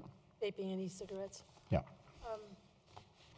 I would like to support and that we do look at an ordinance, that we bring that back and look at it as a possible ordinance. And I'll join anyone else that I need to bring that back, because at least let's look at it, what that means for our city. Which piece specifically? An ordinance as far as well as the smoking in the parks, as well as vaping and e-cigarettes added, as we're putting it as a rule added. Okay. But I'd like to see us look at it as a possible ordinance for that. Well, that would be a council direction or a council consensus. Yes. Well, we need Yeah, we to. still need some type of I consensus. need consensus on that. Yeah, and one of the differences, besides just kind of extending rules where there are rules and code where there's code to new technology, for lack of a better way of saying it, what option 3, both sort of 2 and 3 both contemplate is that the rules part, or excuse me, the code part of things would actually include traditional smoking such that it could be written into municipal court, which of course does trigger an obligation on the police department. I'm glad the chief is here, in terms of resource allocation. And I think that was the, at least, that's a discussion you'll want to have about, where on the priority list do those cases go in terms of writing tickets. Ms. Davis? So can I ask just a quick question? So I know we set that as a rule, and there's signs that say, please, no smoking. And so let's pretend I'm at the baseball game, and someone behind me is smoking. And I turn around and I say, could you please, step away from the bleachers or something, your smoke's bothering me.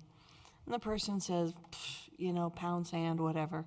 So I call the police department, and I say, I'm at the baseball game. Because this is probably going to be what happens. So I'm at the baseball game, and this person behind me is smoking. Now, if I said that when it's a rule, what would happen? And if I called you when it's an ordinance, I understand they'd get a ticket if it's an ordinance. If I call you when it's a rule, do they just get a warning, or do they get a ticket?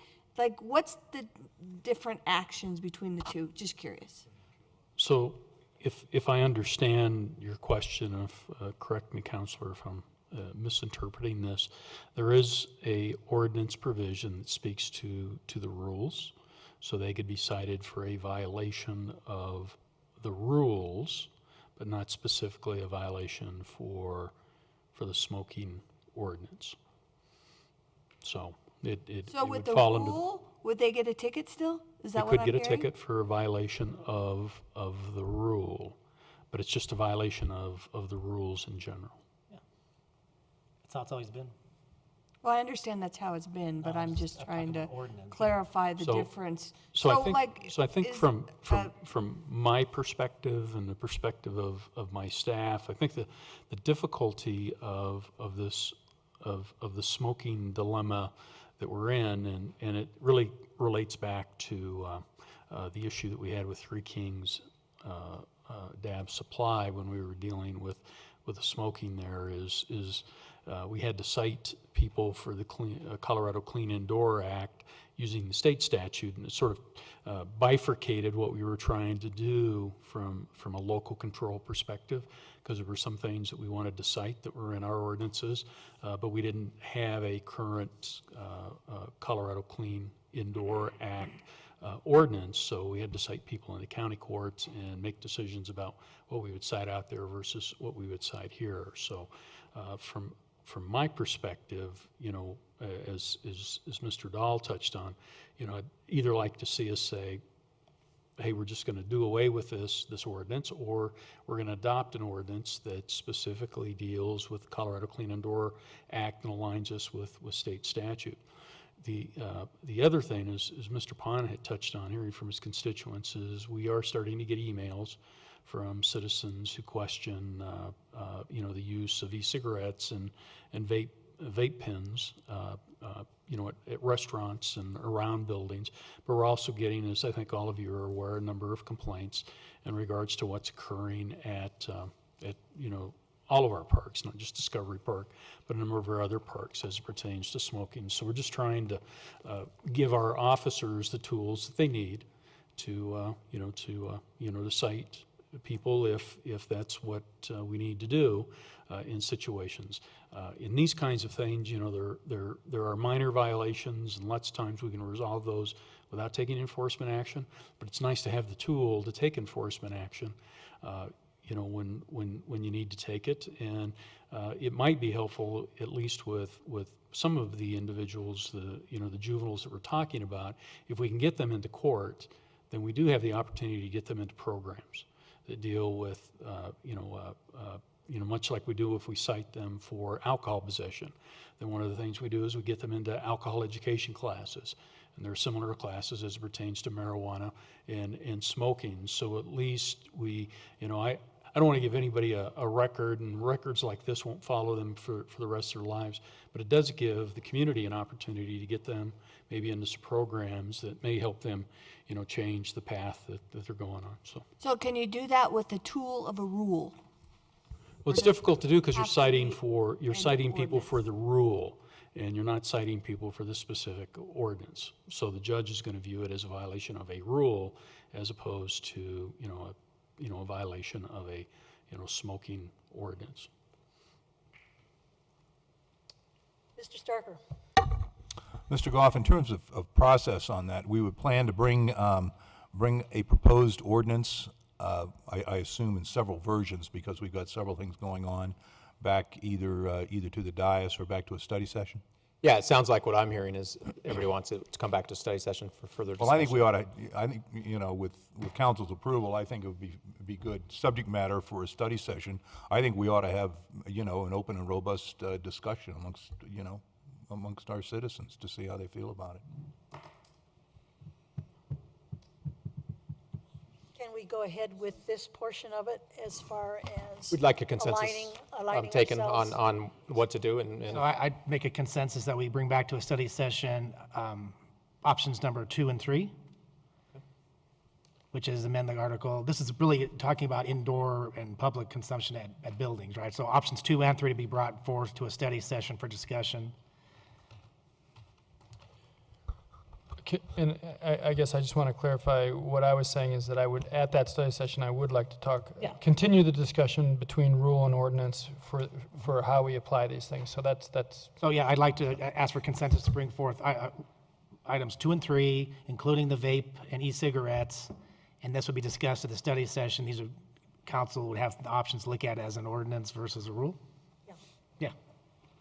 Okay. Consensus? Yep. Good. Great, thank you. I have a procedural question for the city attorney. With respect to the formal business meeting, is it proper to have a consensus drawn, or is it proper to have a vote? I'm not clear on that. Well, where you're merely directing that things be brought forward for discussion, and especially where you're asking for ordinances to be drafted or drafts of them prepared, a consensus is acceptable. There's no problem with doing a consensus. Thank you. For something like this. You're right to make certain that any binding actions the council takes in a meeting, formal meeting, be taken by motion. But in this particular case, since you're giving direction to staff, a consensus is acceptable. Thank you. Mm-hmm. We could go either way, in other words. Okay, next one. Question? All right, let's have our discussion number 2. City code provisions and recommended amendments, alarm systems. So I'll take this one, Madam Mayor and Council. We are, the police department's working with the city attorney to do a review of our current codes. And it's only taken me 10 years to get to this particular article as it pertains to alarm codes. But if you read the revised ordinance, if you've had a chance to peruse that, that ordinance was adopted in 1977 and was pretty typical of how law enforcement agencies dealt with alarms. Because they were responding to so many false alarms, they put in place a fine schedule and an administrative process to track alarms and then fine individual alarm owners for a violation. So generally, people were given 3 false alarms, and after 3 false alarms, they were charged a penalty. Most police departments, including this police department, discontinued the practice of dealing with, in particular, with false alarms, because it was so costly to go through the process of tracking those alarms, and there were so many variations to those. So I don't have the exact year. Nobody does, because nobody's here that was around during that time frame. But this police department discontinued that practice. The previous department I worked for also discontinued that practice around the same time. We have since gone to a verified alarm process where we only respond to alarms that have been verified, either verified with another alarm system, an RP, a reporting party that's seen an actual crime occurring. I think some of you were on council when we had this discussion several years ago about that process, but about 97% of all the alarms we respond to are false alarms. So Ms. Berry and I went through this particular portion of the code, and we took out those parts of the code that we were no longer dealing with. The police department only has a couple of, if you look at section 19-115, the direct alarms prohibited. The police department only has a couple of direct alarms that come into our centers. Obviously, we don't want to be the recipient or of all the alarms for all the alarm systems that exist in the city, but we do have a couple of direct alarms that come into our department as they relate to city businesses. So, our senior center, recreation building, Anderson building have alarms that come directly into our center that we monitor. We did want to keep the false alarms unlawful. We did want to have a tool if we were dealing with somebody who had an alarm that was going off all of the time. Could be a panic alarm, could be a robbery alarm, could be an intrusion alarm, that we would have a piece of the code that would deal with that. But we've removed all of the language as pertain to charges for false alarm, the collection of charges, the grace period after installation, and the licensing of alarm providers. Certainly in my tenure here, nobody has come in seeking licensing to sell alarms in our community. I'm not aware of any other jurisdictions locally that have such a provision. I think in the 1970s when this was adopted, that was something that police departments were trying to do. But there are so many alarm companies, and the technology around alarms has changed such that we're just not in the business of licensing alarm providers. So it's generally just a cleanup. It brings us to the state where we are today, and I'd be happy to entertain any questions from council. Council? Are there any questions? Are you comfortable with suggested amendment? Mr. Starker has a question?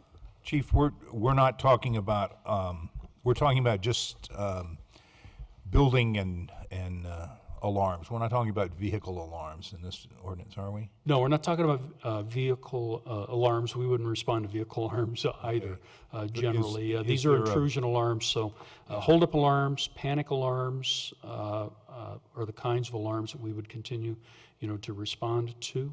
But the general intrusion alarm that might happen to a building is not something that we generally respond to unless it's verified. Okay, thank you. And is there still we still have a time limit to turn off the bell, right?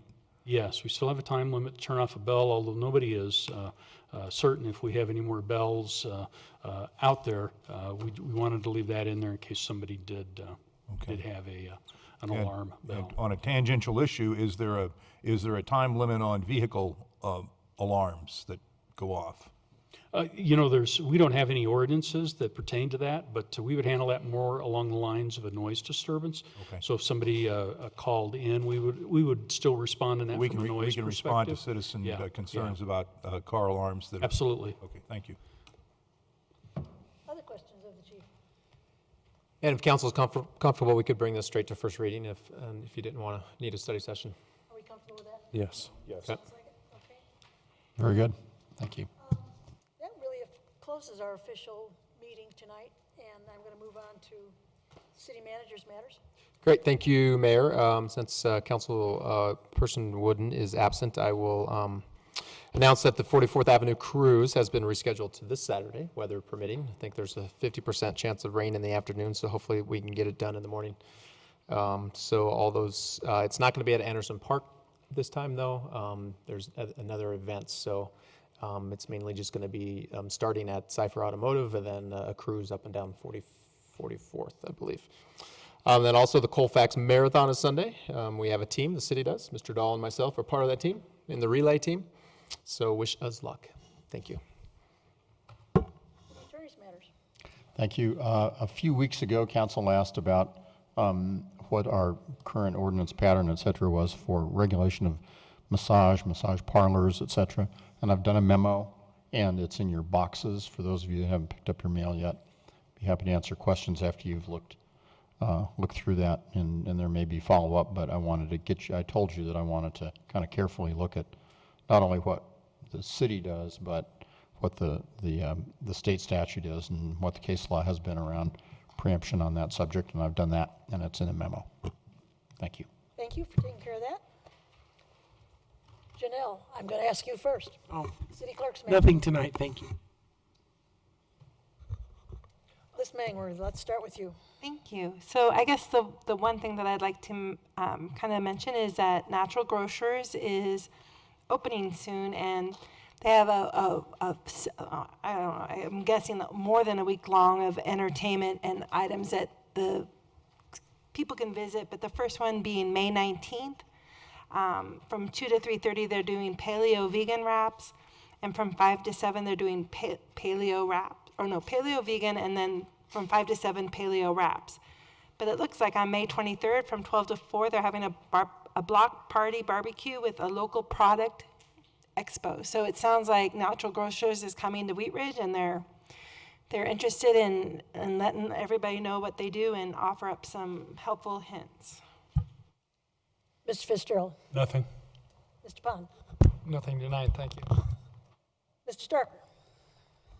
Nothing tonight, thank you. Mr. Urban. I'm good, thank you. Ms. Davis. Nothing, thank you. And Mr. Zertulio. Just one quick question for Mr. Dahl. So I believe next study session, we're going to be talking about the construction defects ordinance. Yes, we are. Have you run into any gotchas so far? No, not really. I've drafted the ordinance. I took the Lakewood ordinance and got it keyboarded. I cleaned it up a little bit. I put it in chapter 26 as directed. I'm still looking to get the plat note language. I'm going to look at Arvada and Douglas County for that. I've spoken with the Lakewood city attorney to ask him what kind of their experience has been and his thoughts on that, and he was kind enough to send me a short email, and I'll incorporate that into a memo that will be the cover memo for the draft ordinance that's set up for you to adopt if you wish, and that'll be going out in your packets for the study session a week from tonight, and I'll be in attendance at that and can answer questions. We also got some more information from other cities. The city of Lone Tree, city of Littleton recently passed some ordinances. Lakewood's with some changes, so we have copies of those. Arvada and Westminster are also considering, and Superior are considering doing something similar. Good, thank you. Okay, I want to thank all the citizens that came tonight. We always like to hear from the citizens so we know how they're thinking. And our meeting is over tonight, including you. Meeting's adjourned.